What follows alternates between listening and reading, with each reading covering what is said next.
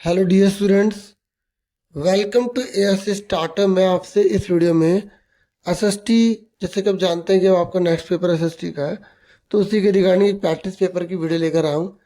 मुझे पूरा विश्वास है वीडियो आपके लिए काफ़ी हेल्पफुल रहेगी। ठीक है, और मैं ऐसी ही एक वीडियो हिंदी मीडियम में प्रोवाइड कर चुका हूँ। इस वीडियो में हम इंग्लिश मीडियम में क्वेश्चन सारे डिस्कस करेंगे।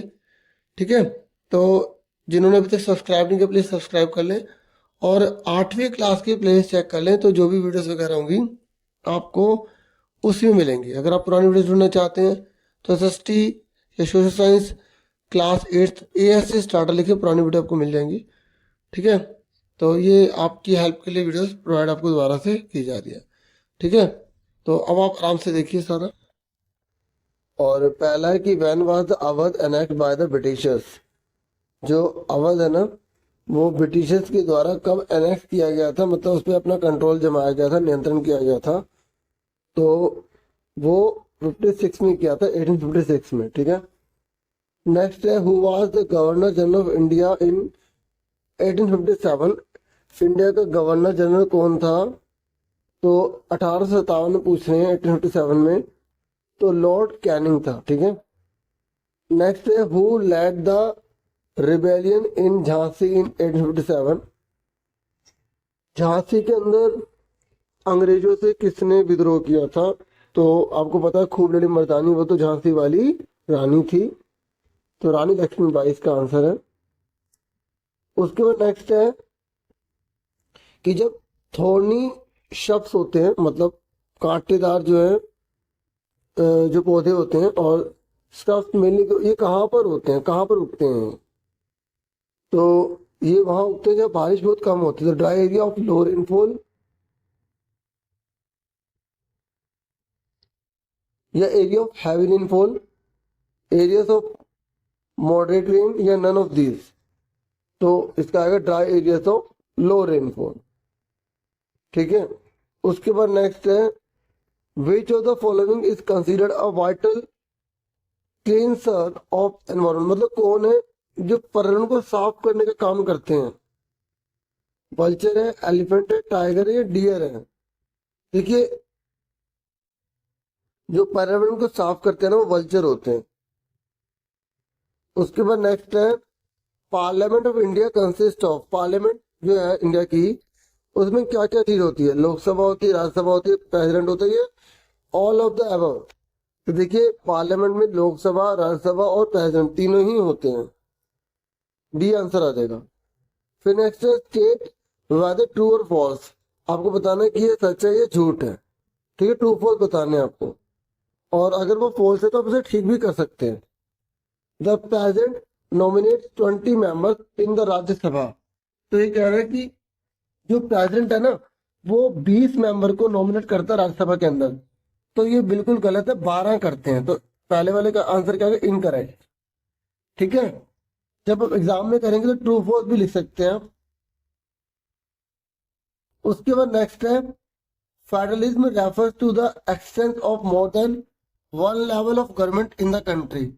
ये कह रहा है कि फेडरलिज्म वहां पाया जाता है जहां पर एक लेवल से ज्यादा मतलब एक से ज्यादा लेवल होते हैं गवर्नमेंट के। तो भारत देश के अंदर भी आप देख लो, सेंट्रल गवर्नमेंट है मोदी की, है ना, और स्टेट गवर्नमेंट है। ठीक है, जैसे हम स्टेट बात करें यूपी में योगी की, है ना। तो इस तरीके से जब एक देश के अंदर एक से ज्यादा लेवल पर गवर्नमेंट होती है ना, तो वो फेडरल सिस्टम होता है। तो ये कह रहे हैं फेडरल सिस्टम वहां होता है जहां पर एक लेवल से ज्यादा गवर्नमेंट होती है। तो ट्रू है, ये करेक्ट लिख देंगे। ये कह रहे डॉक्टर भीमराव अम्बेडकर जी जो है ना, वो फादर माने जाते हैं, मतलब फादर है, माने जाते फादर है इंडियन कॉन्स्टिट्यूशन के। तो ये बिल्कुल ट्रू है, 100% ट्रू है कि वो फादर है किसके? इंडियन कॉन्स्टिट्यूशन के। ठीक है, मतलब पिताजी कहे जाते हैं। ठीक है, भीमराव अम्बेडकर जी किसके? इंडियन कॉन्स्टिट्यूशन के, क्योंकि उन्होंने बनाया था। ठीक है, तो करेक्ट है। अब आपको फिल इन द ब्लैंक्स बताने हैं कि the doctrine of lapse was implemented by dash. जो डॉक्ट्राइन ऑफ लैप्स है ना, विलय की नीति, वो किसने इम्प्लीमेंट करी थी? तो वो करी थी लॉर्ड डलहौजी ने। किसने करी थी? लॉर्ड डलहौजी ने। तो ये जो लैप्स, जो डॉक्ट्राइन ऑफ लैप्स है ना, विलय की नीति, तो ये लॉर्ड डलहौजी ने बनाई थी। ठीक है, फिर अगर आप ऊपर वाला नहीं करते तो नीचे वाला कर सकते कि रानी चेन्नम्मा वो कहाँ की रूलर थी, तो कहाँ की थी, कर्नाटक की, कित्तूर की, ठीक है। फिर नेक्स्ट है कि dash alliance was impose on Mysore after the battle of Seringapatam. तो जब श्रिंगापतम की जब बैटल हुई थी तो कौन सा अलायंस लगाया गया, तो श्रिंगापतम के नाम से ही लगाया गया था, तो वही आप लिख देंगे, ठीक है। फिर नेक्स्ट है the battle of Buxar was fort in the year. ये जो बक्सर की लड़ाई हुई थी ये कब हुई थी, आप ये वाला क्वेश्चन करो या ये वाला करो कि जो प्लासी की लड़ाई वो कब लड़ी गई। तो अगर बक्सर की लड़ाई की बात करें तो वो 1764 में लड़ी गई थी, और अगर हम प्लासी की लड़ाई की बात करें तो 1757 में लड़ी गई थी। फिर नेक्स्ट है कि why does the country need a constitution. देखो अब हमारे short answer type question start हो गए, सेक्शन बी स्टार्ट हो गया है। तो ये कह रहा है कि कंट्री है उसको कॉन्स्टिट्यूशन की क्यों जरूरत होती है। भाई देखो कॉन्स्टिट्यूशन हमें इसलिए तो चाहिए ना ताकि जो गवर्नमेंट है, जो भी गवर्नमेंट आती है वो रूल्स रेगुलेशन सही से कर सके। गवर्नमेंट के साथ साथ जो नॉर्मल पीपल है उनको राइट और पता लग सके उनके राइट क्या क्या है, सोसाइटी को कैसे रन करना चाहिए और किस प्रकार की फॉर्म ऑफ गवर्नमेंट बनेगी। ये सारे के सारे कॉन्स्टिट्यूशन में ही तो हमें इंफॉर्मेशन दी होती है, तो इसीलिए हमें कॉन्स्टिट्यूशन चाहिए। अभी सुन लो इसकी लैंग्वेज, आप अपना बना के भी ले सकते हो। Constitution is necessary for any country because the constitution itself tells what is the basic nature of our society. देखो कॉन्स्टिट्यूशन हमें इसलिए जरूरी है क्योंकि हमें बता देता है कि हमारे सोसाइटी का बेसिक नेचर क्या है, ठीक है, पहला पॉइंट। दूसरा, it formulate the ideals on the basis of which citizens can build their country according to their wishes and dreams. देखो ये हमें कॉन्स्टिट्यूशन ये भी बता देता है कि हमें वो आइडियल्स दे देता है कि हमें किस प्रकार से किन चीजों को फॉलो करना है कि हमारी जो इच्छाएं और जो हमारे सपने वो पूरे हो सके, ये संविधान में साफ बताता है। और ये कहता है constitution is also needed because the constitution itself decides what kind of political system will be in the country. आप इतना भी इसमें कर सकते हैं, थोड़ा थोड़ा भी कर सकते हैं। कॉन्स्टिट्यूशन में ये बता देता है कि पॉलिटिकल सिस्टम किस प्रकार का हमारी कंट्री में होगा, और आगे बताना चाहे तो बता सकते हैं, नहीं तो इतना बहुत है, ठीक है। आप बता सकते हैं कि अगर कॉन्स्टिट्यूशन में हमें लॉ वगैरह रूल्स रेगुलेशन नहीं होगी, कॉन्स्टिट्यूशन नहीं होगा तो कंट्री के अंदर डिसऑर्डर हो जाएगा, ठीक है। और इसलिए कॉन्स्टिट्यूशन जो है बहुत बड़ा रोल प्ले निभाता है पॉलिटिकल सिस्टम में भी। और कॉन्स्टिट्यूशन हमें इसलिए भी जरूरी है, the constitution is also needed because the constitution serves us to control our self. और कॉन्स्टिट्यूशन हमें खुद पर अपने ऊपर कंट्रोल करना भी सिखाता है, और इसके अंदर बहुत सारे प्रोविजंस होते हैं, ठीक है, जिससे हम अपना नुकसान करने से बच सकते हैं, ठीक है। तो आप जैसे यहाँ पर जो देखो एक्सप्लेन भी किया गया, आप एक एक पॉइंट जैसे बताना चाहते हो थोड़ा थोड़ा बता सकते हो, जैसे इसमें यहाँ से यहाँ तक बता सकते हैं, ठीक है। और इसका आप इतना बता सकते हैं,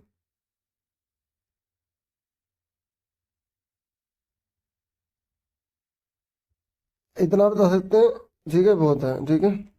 और शॉर्ट नोट कह रहा है कि पावर को सेपरेट किया जाता है भारत के अंदर, है ना, किया गया ना, और भी देशों में किया गया। तो सेपरेशन इसलिए किया गया ताकि देश में ना बहुत अच्छे से काम हो सके, और स्टेट और जो सेंट्रल गवर्नमेंट है ना, ये उनमें आपस में जो है ना किसी प्रकार को लेकर मतभेद ना हो, लड़ाई वगैरह ना हो, फाइटिंग ना हो, उनके रूल्स और रेगुलेशन साफ उन्हें पता लग जाए उनके क्या राइट्स हैं, ठीक है। और फेडरल सिस्टम को मजबूत बनाने के लिए ये बहुत ज़्यादा जरूरी था कि पावर को डिवाइड कर दो। तो पावर को जो बचे डिवाइड 3 पार्ट में किया गया, सेंट्रल में, स्टेट में और लोकल में, ठीक है। सेंट्रल जैसे अगर हम बात करें कोई भी फॉरेन अफेयर है, मतलब कोई भी विदेशी मामला आ जाता है, जैसे बैंकिंग का सिस्टम का कोई रूल है वो सेंट्रल गवर्नमेंट देखती है, ठीक है। जैसे नोट छपे थे, नए नोट बने थे, तो वो सेंट्रल के हाथ में। दूसरा स्टेट होता है, जो स्टेट के अंदर जो ट्रेड हो रहा होता है ना, ट्रेड मतलब व्यापार जो होता है, ठीक है, और जो एग्रीकल्चर है तो वो उसको देखना पड़ता है। और लोकल के अंदर जैसे सड़की छोटी गली मोहल्ले की बनाना, नालियाँ बनाना, स्कूल बनाना, तो ये अलग अलग काम सौंप देते ताकि पूरे देश अच्छे से काम कर सके, ठीक है। बाकी ये भी सुन लो, the division of power. The division of power means the division of power into different level. Division of power का मतलब होता है कि पावर को अलग अलग स्तरों में बांट देना। The division of power is one of the main feature of the federal system. और हमारे फेडरल सिस्टम का सबसे बड़ी विशेषता ये पाई जाती है, इंडिया में फेडरल सिस्टम है और पावर को डिस्ट्रीब्यूट किया जाता है, आप देख सकते हो। तो हम पावर को डिस्ट्रीब्यूट कर सकते हैं सेंट्रल लेवल पर, स्टेट लेवल पर और लोकल लेवल पर, ठीक है। और इस तरीके से हम कह सकते हैं कि डिस्ट्रीब्यूशन पावर जो है उसका मतलब होता है एक से ज्यादा लेवल पर पावर को डिस्ट्रीब्यूट करना। ये एक्स्ट्रा में ज्यादा बता रखा है, आप इतना भी लिख सकते हैं, बहुत है, ठीक है। समझाने के लिए ज्यादा आपको पता होना चाहिए। इंडिया के अंदर सेंट्रल गवर्नमेंट जो होती है वो लॉ बनाने का काम करती है, एग्जाम्पल दे रखा है। स्टेट गवर्नमेंट जो होती है वो जो लॉ बनाया जाता है उसको, ठीक है, क्या करती है, do the work of making law for their respective. और जो स्टेट गवर्नमेंट है वो स्टेट के लिए बनाती है। देखो सेंट्रल गवर्नमेंट कंट्री के लिए बनाती है ना, स्टेट गवर्नमेंट स्टेट के लिए बनाती है। और लोकल लेवल जिनके पंचायत हो गए, म्यूनसिपल कॉर्पोरेशन हो गए, ये अपने लेवल के लॉ बनाते हैं। उसके बाद नेक्स्ट है इंडियन पार्लियामेंट। जो इंडियन पार्लियामेंट है an important role in the controlling. ये कर इंडियन पार्लियामेंट कंट्रोलिंग का काम भी करती है, गाइडेंस का काम भी करती है और इंफॉर्मेशन देने का काम भी करती है, सीजीआई का काम करती है। जो इंडियन पार्लियामेंट है वो कंट्रोलिंग भी करती है, गाइडेंस भी करती है, इन्फॉर्म भी करती है। तो कैसे बताओ? तो आप बताओगे पार्लियामेंट जो होती है ना भारत के अंदर, वो सुप्रीम है, सबसे बड़ी है, क्योंकि वो लॉ बनाती है। आपको पता होना चाहिए कानून कौन बनाता है, पार्लियामेंट बनाती है। और इसके 3 अंग होते हैं पार्लियामेंट के। मैंने बताया था ना पार्लियामेंट में 3 अंग होते हैं। पहला होता है लोकसभा, दूसरा होता है राज्यसभा, तीसरा होता है प्रेसिडेंट खुद। तो Indian parliament creates a variety of roles. Indian parliament बहुत सारे रोल निभाती है। Parliament control the government in the various ways. Parliament जो है वो बहुत तरीके से गवर्नमेंट कंट्रोल करती है। For this parliament establish control over the government by asking no conference motion. और देखो पार्लियामेंट जो है वो स्टैब्लिश करते हैं कंट्रोल पूरी गवर्नमेंट पर, ठीक है। और स्टॉप एंड मतलब पूरे उसको ना, जैसे वो क्या कर रही है, कैसे कर रही है, उसको पूरा कंट्रोल करती है। जैसे तुम्हें क्वेश्चन भी पूछती है कि तुमने कैसे करा, ठीक है। और पार्लियामेंट जो है बहुत गाइडेंस का भी काम करती है गवर्नमेंट को कि आप इस तरीके से काम करो, टाइम टू टाइम उसको इन्फॉर्मेशन देती रहती है। और पार्लियामेंट के अंदर ही तो होते हैं जो बिल पास किए जाते हैं, बिल लिए जाते हैं, लेकर आए जाते हैं। तो उसके बारे में बहुत सारी हमें इंफॉर्मेशन भी प्रोवाइड कर देती है, ठीक है। और कि कौन सा लॉ बन रहा है, कौन सा कानून बन रहा है, इस तरीके से। तो पार्लियामेंट तीनों काम करती है। आप अपनी लैंग्वेज में नाम बना के भी लिख सकते हो। फिर नेक्स्ट है कि आपको 3 तरीके बताने हैं for conservation of land resource. आप जमीन को बचाने के लिए क्या कर सकते हो? देखिए अगर स्पीड तेज लगे ना तो यूट्यूब पे 3 डॉट होते हैं, वहां से स्पीड आप धीरे कर सकते हैं, ठीक है। तो ये कह रहे हैं कि 3 तरीके बताओ जिससे हम जमीन को बचा सकते हैं। जमीन अपने नेचुरल रूप में होती है ना, तो उसको बचाने के लिए 3 तरीके कौन से हैं? अगर ये क्वेश्चन नहीं करते तो आप इसके नीचे वाला भी कर सकते हो। पानी को बचाने के 3 तरीके क्या है? देखो यहाँ अगर आपको बड़ा लिख रहा है तो अपनी लैंग्वेज में छोटा करके बना के लिख सकते हैं टू द पॉइंट, ठीक है। यहाँ तो एक्सप्लेन किया गया है ना, ठीक है। तो जितने शब्द बोले उतने लिखने हैं, ठीक है। तो जैसे ये इसलिए बड़े लिखे हैं तो जैसे अगर 6 नंबर में क्वेश्चन आ रहा है तो भी आप कर पाओ। तो लैंड रिसोर्स जो है ना वो कैसे बचा सकते हैं? पहला अफॉरेस्टेशन, मतलब पेड़ों को लगा के। सिर्फ इतना लिख देना कि अगर हम if you want to conserve our land we have to grow more trees. Simple भी लिख सकते हो। और जहां पर बहुत बड़ी मात्रा में पेड़ होते हैं ना, तो वहां पर लैंड रिसोर्स को हम कंजर्व कर सकते हैं। शॉर्ट में एक लाइन बता दी थी, बस वही लिख देना। Prohibition on encroachment. देखो ये हम क्या कर सकते हैं, एंक्रोचमेंट को रोक कर सकते हैं। कैसे? One of the factor affecting land resource is most is organizing और ग्रेजिंग बाय एनिमल। देखो एनक्रोचमेंट कैसे होती है? अगर जानवर एक जगह पे बहुत ज्यादा चराई कर लेंगे मतलब उसको खा जाएंगे, तो वो जमीन खराब हो जाएगी। तो उसको कंट्रोल करके कि ये नहीं कि भाई एक लिमिट से ज्यादा आप वहां पे ग्रेजिंग करवा दो जानवरों को, मतलब चरा दो, तो ये गलत है। तो ओवर ग्रेजिंग मतलब कुल मिला के आपको ये बताना कि ओवर ग्रेजिंग को रोक कर। तीसरा बता सकते हो कि जो केमिकल पेस्टिसाइड्स हैं और जो फर्टिलाइजर्स हैं उसका जो यूज है वो लिमिटेड करके, क्या करके? लिमिटेड करके, ठीक है। देखो अगर केमिकल और फर्टिलाइजर का यूज होगा तो वो जब नदियों में जाएगा या जिस भी जमीन पे जाएगा उसको गंदा कर देगा, उसको खराब कर देगा, उसमें कुछ भी उग नहीं पाएगा। तो इसलिए लैंड पर अगर हम केमिकल्स फ्लो करवाएंगे तो नुकसान कर देगा, तो इसलिए उसको पहले न्यूट्रलाइज करना चाहिए। क्या करना चाहिए? न्यूट्रलाइज करना चाहिए। ठीक है, तो अपना बना के लिख देना, बाकी मैंने दिखा भी दिया है, पढ़ना चाहे पढ़ सकते हो। नेक्स्ट है पानी को बचाने के 3 तरीके। ये भी आप अपनी लैंग्वेज में बना के लिख सकते हैं। पानी को बचाने के 3 तरीके कौन कौन से होते हैं? ठीक है, जैसे अगर टैप ओपन है तो उसको आप क्लोज कर सकते हैं। एग्रीकल्चर के अंदर जो फार्मर्स हैं वो ड्रिप सिस्टम अपना सकते हैं। ठीक है, तो ये मैं सोच रहा हूँ क्वेश्चन का आंसर देखिए घबरा रहे हो कि इतने बड़े बड़े लिखने पड़ेंगे क्या? नहीं नहीं, आप टू द पॉइंट 3 3 पॉइंट छोटे छोटे अपने कर रखे हैं, बहुत है। ये अंडरस्टैंडिंग के लिए बड़े बड़े हैं। ठीक है, तो आप इंडस्ट्री से निकलने वाले जो केमिकल है उसको पहले ट्रीट कर दो। ठीक है, उसको न्यूट्रलाइज कर दो, उसके बाद नदियों में बहाओ, तो पानी का पोल्यूशन नहीं होगा। अगर आपको पानी को कंजर्व करना है तो आप बारिश के पानी को भी सेव कर सकते हैं। देखो, on the way of conserving water resources is to store rain water, it can be use by storing rain water. आप सिंपल भी लिख देंगे बाय स्टोरिंग रेन वाटर, तभी आपको मार्क्स अच्छे मिलेंगे। ठीक है, टेंशन मत लेना। तो और बाकी मैंने बता दिया इरिगेशन। इरिगेशन में आप सिस्टम चेंज कर लो, स्प्रिंकलर सिस्टम से करो या ड्रिप। स्प्रिंकलर में क्या होता है, फुहारे की तरह पानी डाला जाता है पौधे के हर हिस्से में। और ड्रिप की मदद से पूरे खेत में पाइप बिछा देते हैं। ठीक है, पाइप बिछा दिया तो उसमें छेद होता है, वहां से पानी लीक होकर मिट्टी हमेशा गीली रहेगी। ठीक है, इस तरीके से अगर खोल देंगे तो। अब पांचवा क्वेश्चन है, कह रहा है कि वाइल्ड लाइफ के बारे में बताओ कि वाइल्ड लाइफ क्या होती है। देखो, vegetation and wild life are valuable resources. अगर हम वेजिटेशन की बात करें, मतलब जितने भी वनस्पति हैं, पेड़ पौधे हैं, जीव जंतु हैं, वो सब हमारे लिए बहुत ज्यादा जरूरी है।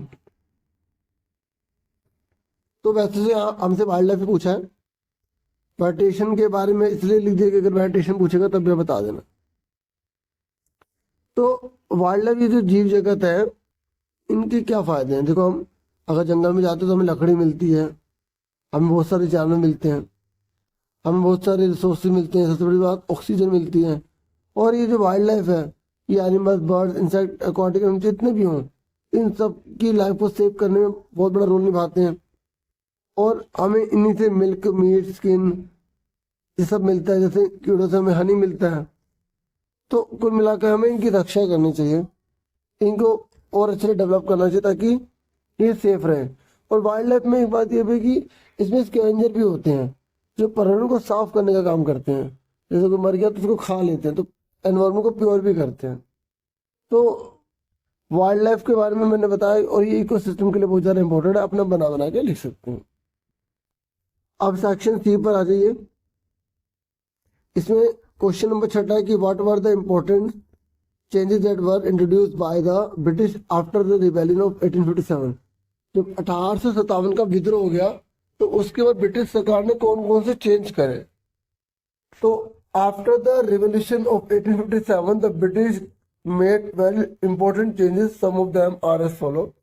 तो हमने बोला कि ब्रिटिश ने बहुत ज्यादा चेंजेस करते, उनमें तो कुछ इस प्रकार दे रखे हैं। आपको पता होगा कि जब 1857 का रिबेलियन हो गया था, विद्रोह हो गया था, तो ब्रिटिश सरकार ने क्या क्या चेंज किए थे।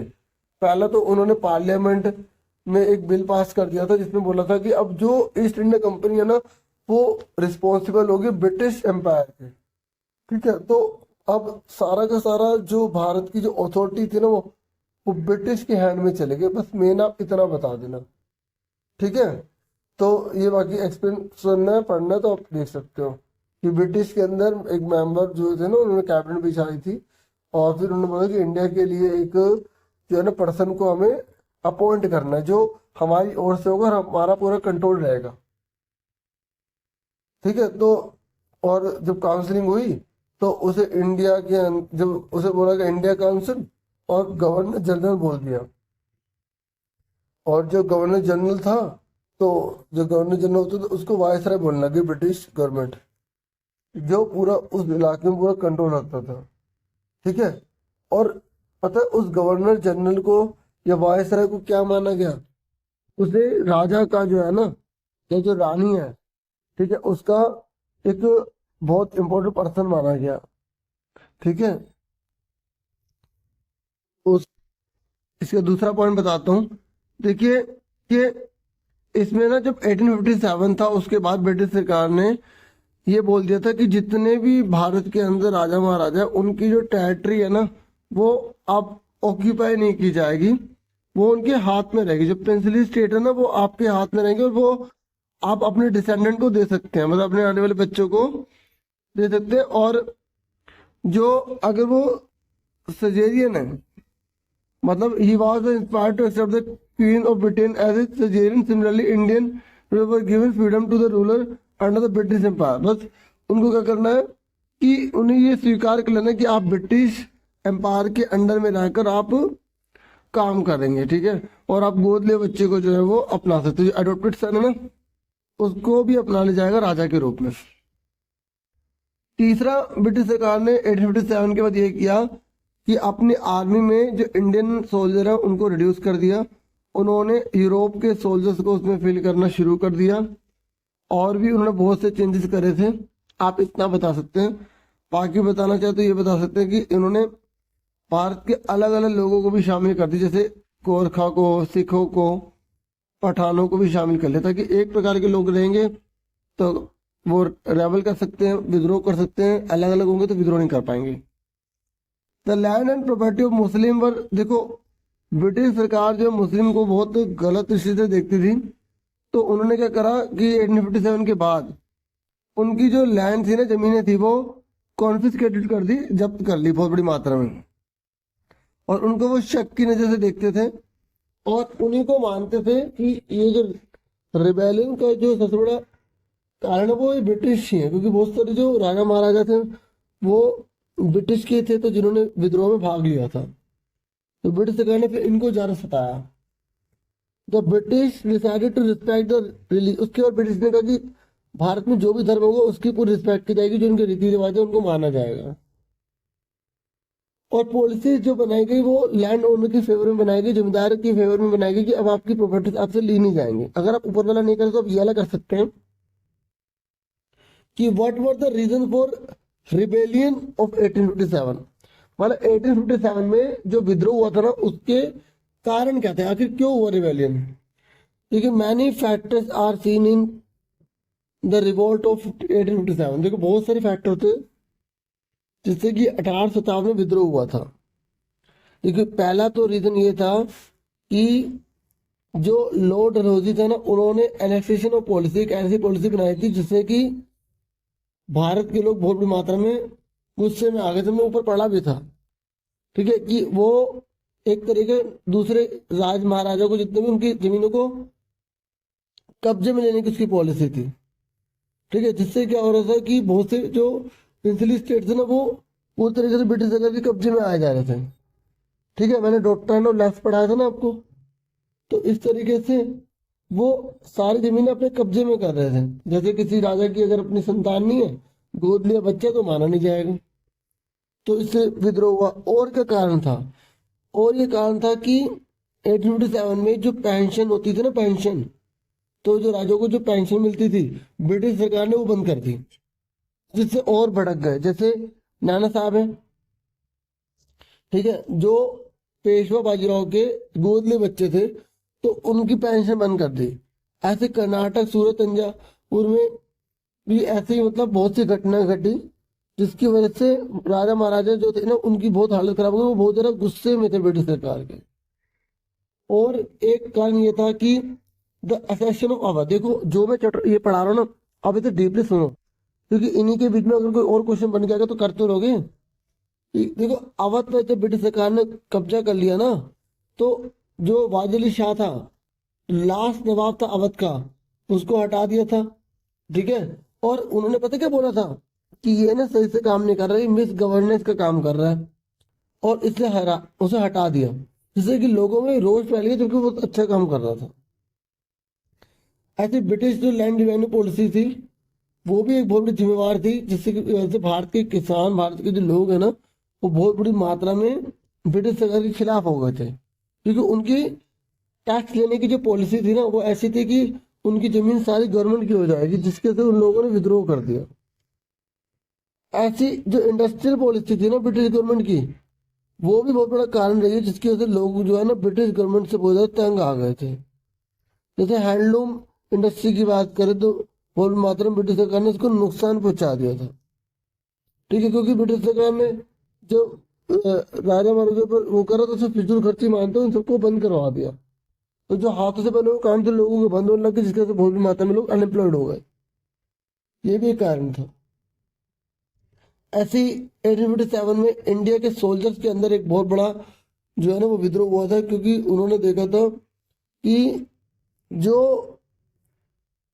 जो कारतूस थे, जो हथियार थे ना, तो जो कार्ट्रिजेस, ठीक है, जो बने हुए थे वो काऊ और पिग से बने हुए थे, तो जिसकी वजह से हथियार जो बने थे, तो उसको तो इससे हमारे उनके सेंटिमेंट्स को बहुत ज़्यादा एक तरह से झटका लगा, इंसल्ट फील हुई उन्हें। तो उनको ये तो हमारे रिलीजन को ही खत्म करना चाहते हैं, तो इसलिए भी विद्रोह हो गया। और एक ये भी था कि जो आर्मी के पर्सन थे ना, जो भारत के लोग जो काम करते थे उनके साथ इक्वली बिहेव नहीं किया जाता था। उनको सैलरी कम देना, उनको राइट कम देना, उनको प्रमोशन कम देना, जिसकी वजह से ब्रिटिश सरकार के साथ विद्रोह कर दिया। आपको वैसे भी 3 या 4 पॉइंट लिख लेना। अब एक एक्सप्लेन करो कि पार्लियामेंट का क्या रोल होता है। पार्लियामेंट का क्या रोल है? देखिए, पार्लियामेंट इंडिया की जो है वो हाईएस्ट लॉ मेकिंग बॉडी है, कानून बनाती है। ठीक है, तो अब आप समझ गए कितना बड़ा इसका काम है। पार्लियामेंट के अंदर 2 हाउस होते हैं, एक लोकसभा, दूसरा राज्यसभा, और तीसरा होता है प्रेसिडेंट इसके अंदर। ठीक है, हाउस 2 होते हैं। और ये इंडियन पार्लियामेंट के लिए बहुत ज़्यादा इंपॉर्टेंट है, लोकसभा, राज्यसभा और प्रेसिडेंट। ठीक है, क्योंकि इन्हीं से इंडियन पार्लियामेंट बनती है। और इंडियन पार्लियामेंट जो है उसका बहुत बड़ा रोल होता है जो भी देश के अंदर नेशनल लेवल पर जो भी इलेक्शन होते हैं उनमें। तो आओ समझते हैं। जब लोकसभा में इलेक्शन हो जाते हैं तो एमपी की लिस्ट प्रिपेयर की जाती है, तो जिसको मेजोरिटी मिलती है फिर उसी की पार्टी बनती है, उसी की गवर्नमेंट बनती है। तो यहाँ लोकसभा से डिसाइड हुआ, अगर लोकसभा ही ना होती तो पता कैसे चलता किसकी मेजोरिटी है किसकी माइनॉरिटी है। तो लोकसभा से मेजोरिटी पता लगती है, और मेजोरिटी से ही जिसके पास गवर्नमेंट की मेजोरिटी आती है वो अपनी गवर्नमेंट बनाता है। जैसे भारत के अंदर 543 सीट से 2 सीट राष्ट्रपति चुनता है, तो 545, जिसके बाद 272 सीट होंगी वही अपना नेता बना सकता है, मतलब प्रधानमंत्री बना सकता है। और electing the executive is an important function of the Lok Sabha. और इलेक्टिंग का काम जो है, जो एग्जीक्यूटिव को इलेक्टिंग किया जाता है, चुना जाता है, वो लोकसभा में बहुत इंपॉर्टेंट फंक्शन है। और the executive implement the law. देखो, जो भी लोकसभा कानून बनाती है उसे एग्जीक्यूटिव जो होते हैं, विधायिका जो होते हैं, उसे लागू कर देती है। प्राइम मिनिस्टर जो होता है वो हेड होता है रूलिंग पार्टी का, लोकसभा के अंदर ही होता है। प्राइम मिनिस्टर जो होता है वो अपने मिनिस्टर चुनता है। ठीक है, जैसे उसी को अलग अलग राइट देते, जैसे कोई हेल्थ मिनिस्टर बनेगा, कोई एजुकेशन मिनिस्टर बनेगा, तो ये लोकसभा से है सारा, संसद से है सारा, वो राज्यसभा से भी हो सकता है। तो संसद के काम है ना। और ये आप पढ़ना जो पढ़ सकते हैं, तो इसे रहने दो। मतलब इसमें बता रहा है कि अभी हाल में बहुत से मतलब अभी गवर्नमेंट जो है वो मेजोरिटी की नहीं बन पा रही, तो लोग कोलिशन गवर्नमेंट बनाते हैं, मतलब अलायंस कर लेते, गठबंधन बना लेते, और फिर वो अच्छे से काम नहीं कर पाते। तो राज्यसभा की बात करें, अगर एग्जाम में आपसे लोकसभा और राज्यसभा के बारे में आए, तो राज्यसभा और लोकसभा में आप डिफरेंस बता दोगे? लोकसभा जो होता है वो लोअर हाउस होता है, राज्यसभा जो होता है अपर हाउस होता है। लेकिन लोकसभा में जो पर्सन होते हैं ना, वो पब्लिक द्वारा इलेक्टेड होते हैं, जबकि राज्यसभा में जो रिप्रेजेंटेटिव होते हैं वो पर्सन को करते हैं, सेलेक्ट करते हैं। ठीक है, अपने आप उसमें सिलेक्शन होता है, इसमें इलेक्शन होता है। ठीक है, और देखो राज्यसभा जो होती है वो मनी बिल को ना पास नहीं कर सकती, जबकि लोकसभा मनी बिल को पास कर सकती है। और लोकसभा में जो भी बिल आता है वो राज्यसभा में आएगा, उसके ऊपर डिस्कशन हो सकता है, उसको 14 दिन तक रोक सकती है राज्यसभा। जो राज्यसभा होती है ना वो 14 दिन तक रोक सकती है उसको। तो ऐसे आप बना बना के से अपना बता सकते हो, बाकी डिटेल में पढ़ना तो आप ये पढ़ भी सकते हो। तो मैंने आपको पार्लियामेंट के बारे में बहुत कुछ बता दिया, आप अपने आप 4 पॉइंट बहुत अच्छे अच्छे निकाल लेना। अब ये कह रहा है कि लॉन्ग क्वेश्चन है, आपको 2, अच्छा अभी लॉन्ग क्वेश्चन, अभी सॉरी सेक्शन ये आ गया है, और ये आपका पैसेज है, और पैसेज सबसे इजी होती है डियर। ठीक है, आपको ये पढ़ना है, और फिर आंसर देने हैं। मैं आपको बता दूं कि सोल इरोजन का मतलब होता है रिमूविंग ऑफ अपर लेयर। जब मिट्टी की ऊपरी लेयर हट जाती है ना, उसे सोल इरोजन कहते हैं। तो अब ऐसे आप खुद पढ़ेंगे, इसका आंसर आप मुझे बताएं। मैं एक बार हिंदी में भी आपको दिखा देता हूँ ताकि आपको समझ में और अच्छे से आ जाए।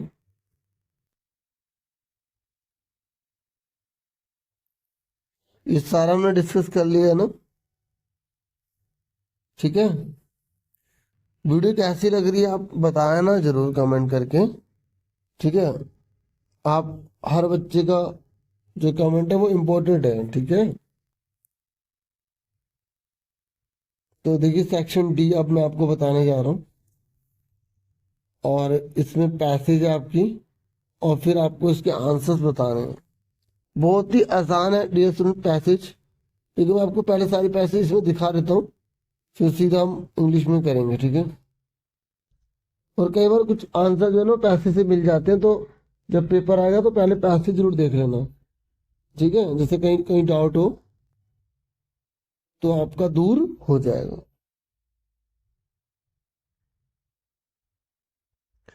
ठीक है, अब करते हैं। तो देखिए पहला क्वेश्चन पूछा गया कि what is the major threat to soil as a resource. अब मिट्टी के लिए सबसे बड़ा खतरा कौन सा है? तो अगर मिट्टी हट जाएगी वहां से तो वो उसके लिए खतरा है, मिट्टी अपने नेचुरल रूप में नहीं रह पाएगी। तो सोल इरोजन इसका आंसर आ जाएगा। नेक्स्ट है which of the following factor does not lead to soil degradation. इनमें से कौन है जो मिट्टी को खराब नहीं करता, मिट्टी की शक्ति खत्म नहीं करता? तो वो है टोपोग्राफी, ठीक है। बाकी पेड़ों को काटोगे, पशुओं को चराओगे, बाढ़ आएगी, तो इन सबसे नुकसान है, लेकिन टोपोग्राफी कोई नुकसान नहीं देती। फिर which factor can lead to degradation of soil. किससे मिट्टी की डिग्रेड होती है इनमें से? तो देखो मनुष्य से भी होती है और नेचर से भी होती है, ठीक है। मनुष्य में आप बता सकते हो, जैसे मनुष्य ओवरग्रेजिंग करवा रहा है पशुओं से, डिफोरेस्टेशन करवा रहे हैं, और नेचुरल में फ्लड आ गए, इस तरीके से। तो ए और बी आ गए। उसके बाद फिर एक नेक्स्ट पैसेज है जो अलीवर्दी खान से रिलेटेड है, सैयदुल्ला से रिलेटेड है। जब वो मर गया तो सैयदुल्ला बन गया, ब्रिटिश सरकार चाहती थी अरे सैयदुल्ला को बन गया भाई, ये तो अपनी मर्जी से काम कर रहा है और हम चाहते हैं कि ऐसा नवाब बने जो हमारे अकॉर्डिंग काम करे, है ना। तो वही कहानी आपने पढ़ी होगी चैप्टर में। तो आंसर बताओ कि who became the nawab of Bengal after Alivardi Khan. Alivardi Khan के बाद कौन नवाब बना था? सैयदुल्ला बन गया था। Who was keen on having a puppet. कौन कठपुतली वाला राजा बनाना चाहता था? कौन बनाना चाहता था? ब्रिटिश, इनकी गवर्नमेंट, इनकी कंपनी। और who asked the company to stop the fortification and pay the revenues. देखो सैयदुल्ला बहुत तेज था, अपनी मर्जी करता था। उसने ब्रिटिशर को साफ बोल दिया था कि कोई रिवेन्यू वगैरह कुछ भी नहीं देना, मतलब ब्रिटिशर को क्यों दे हम। तो वो कौन था? सैयदुल्ला था। तो उसके बाद बच्चों अगला क्वेश्चन है 10th। तो यहाँ पर आपको पार्टी वाला दे रखा है, पॉलिटिक्स में से अब आपसे पूछा गया है कि सबसे बड़ी पार्टी कौन सी है। तो आप देखेंगे ये तो टोटल लिखा हुआ है, ये रहा 116। तो इस तरीके से क्षेत्र विकास पार्टी सबसे बड़ी है। फिर कह रहे हैं कि मेजोरिटी के लिए कितनी सीट चाहिए। तो देखो आधे से ज्यादा चाहिए होते, 285 दे रखा है। तो इसे डिवाइड करो तो 142.5, ठीक है। तो किसी को मिला नहीं है, ठीक है। तो अगर 142.5 है तो हम हमेशा कंप्लीट नंबर लेते हैं, तो 143 आएगा, ठीक है। और किसको इंडिपेंडेंट माना जाता है? जो किसी पार्टी का नहीं होता, जो किसी पार्टी का नहीं होता। फिर अब अगला क्वेश्चन क्या रहा है, आपकी टोटल 4 पैसेज आएंगी। तो अब ये आपकी पैसेज है। अब आपको बताना है कि the topic of cancer passes through. तो टॉपिक ऑफ कैंसर किससे पास होता है? अफ्रीका से, एशिया से, नॉर्थ अमेरिका से, ऑस्ट्रेलिया से। तो एशिया आंसर आ जाएगा। उसके बाद which mountain separates Asia from Europe. कौन सा पहाड़ है जो एशिया यूरोप को अलग करता है? वो है यूराल। फिर कंटिनेंट जो है वो ईस्टर्न हेमिस्फीयर में कौन सा है? तो ईस्ट की तरफ एशिया पड़ता है, भारत आ गया, है ना, भारत भी एशिया में है। और combined land mass of the Europe and Asia called क्या बोलते हैं? देखो कंबाइंड बोल दिया ना, कंबाइंड। तो यूरोप और एशिया को जोड़ो क्या बोलेंगे? यूरोशिया, यूरोशिया, ठीक है, ये होगा यूरोशिया। अब सेक्शन ई पर आ जाओ। तो ये जो सेक्शन ई है ये मैप वर्क है, और ये आपको कोई 4 भरने हैं, केवल 4। तो दिल्ली कहाँ पर है? झांसी, बरेली, फैजाबाद, कानपुर, ये सारे के सारे यूपी में है। दिल्ली देख लो कहाँ है, फैजाबाद कहाँ है, झांसी का है, कानपुर का है और बरेली का है। ठीक है, यूपी में भी आपको सही जगह भरना होगा। अब जो बच्चे विजुअली इम्पेयर्ड है तो उनके लिए क्वेश्चन आते हैं, ये आपको नहीं करने होते, जो विजुअली इम्पेयर्ड बच्चे वो करेंगे कि मुगल एम्पायर जो है 1857 में कौन था जब विद्रोह हो रहा था? तो बहादुर शाह जफर था। ये आप में पेपर में क्वेश्चन आ सकते हैं बाद में, है ना, आप इनको इग्नोर मत करना है। और कौन सा स्टेट है इसमें? झांसी है, तो वो यूपी है, उत्तर प्रदेश। और ओल्ड जमींदार कौन था बिहार का जिसने रेबल सिपाही में जो है विद्रोह किया था और भाग भी लिया था? वो था कुंवर सिंह। ठीक है। और कौन सा स्टेट है, मतलब किस स्टेट में फैजाबाद है? तो हम जानते हैं उत्तर प्रदेश में है। और कानपुर में जो विद्रोह हुआ था उसको किसने लीड किया था? नाना साहब ने। तो डियर, इस तरीके से पूरा सैंपल पेपर समझा दिए। वीडियो को लाइक जरूर कर दो, चैनल को सब्सक्राइब कर लो, मैथ्स का भी देख लो और जो भी सब्जेक्ट के बनाए हैं उनको भी देख लो डिस्क्रिप्शन में जाकर। Thank you for watching and listening carefully. Take care, dear students.